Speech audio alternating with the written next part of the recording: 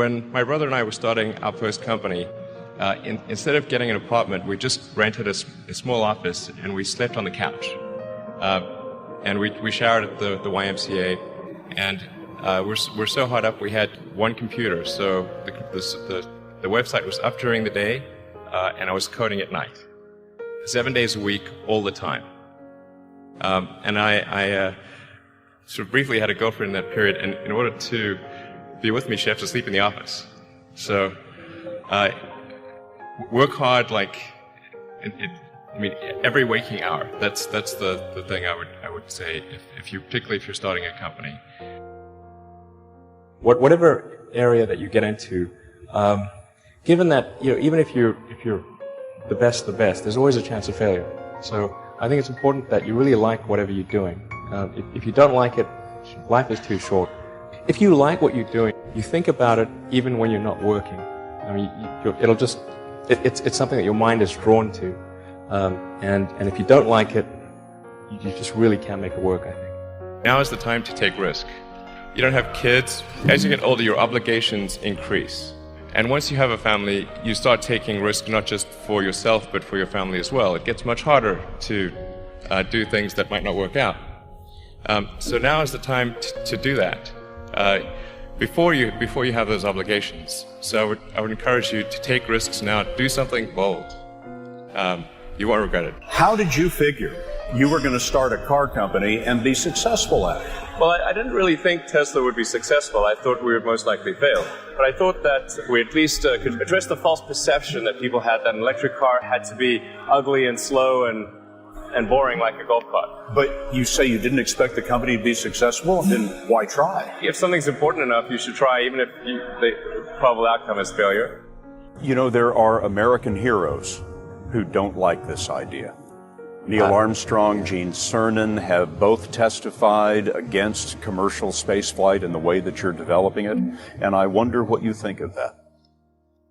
I was very sad to see that, because those guys are, those guys are heroes of mine, so it's really tough. I wish they would come and visit and see the hardware that we're doing here. And I think that would change their mind. They inspired you to do this, didn't they? Yes. And to see them casting stones in your direction. It's difficult. Did you expect them to cheer you on? So they're hoping they would. What are you trying to prove to them? What I'm trying to do is to make a significant difference in spaceflight and help make spaceflight accessible to almost anyone. One of the most difficult choices I've ever faced in life was in 2008. I think I had maybe $30 million left, or $30 or $40 million left in 2008. I had two choices. Put it all into one company, then the other company would definitely die, or split it between the two companies. But if I split it between the two companies, then both might die. When you put your blood, sweat, and tears into creating something, building something, it's like a child. And so it's like, which one am I going to let one starve to death? I couldn't bring myself to do it, so I split the money between the two. Fortunately, thank goodness, they both came through. What was your biggest failure, and how did that change you? Well, there's a ton of failures along the way, that's for sure. As I said, for SpaceX, the first 3 launches failed. And we're just barely able to scrape together enough parts and money to do the 4th launch. If that 4th launch had failed, we would have been dead. So multiple failures along the way. I tried very hard to get the right expertise in for SpaceX. I tried hard to find a great chief engineer for the rocket, but the good chief engineers wouldn't join, and the bad ones, well, there was no point in hiring them. So I ended up being chief engineer of the rocket.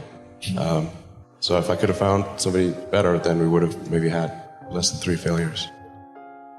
That 3rd failure in a row, did you think, I need to pack this in? Never. Why not? I don't ever give up.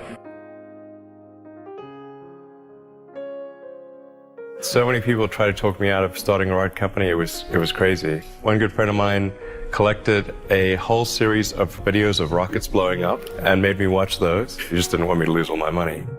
We're doing these things that seem unlikely to succeed, and we've been fortunate, and at least thus far they have succeeded. Or how do you think about making a decision when everyone tells you this is a crazy idea? Or where do you get the internal strength to do that? Well, first of all, I'd say I actually think I feel fear quite strongly. So it's not as though I just have the absence of fear. I feel it quite strongly. But there are just times when something is important enough, you believe in it enough, that you do it in spite of fear. I think about what technology solution is necessary in order to achieve the particular goal, and then try to make as much progress in that direction as possible. I think being a multi-planet species and being out there among the stars is important for the long-term survival of humanity, and that's one reason. But then the part that I find personally most motivating is that it creates a sense of adventure, and it makes people excited about the future.